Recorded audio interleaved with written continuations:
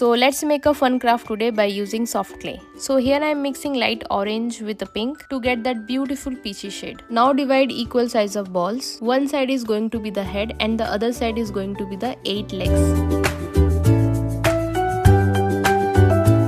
Now add all the 8 balls together and make a circle, and then add head on the top.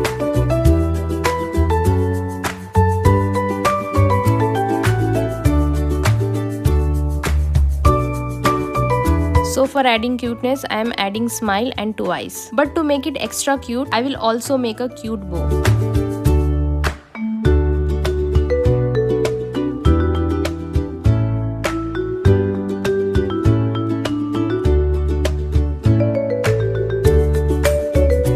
And that's it, your cute octopus is ready.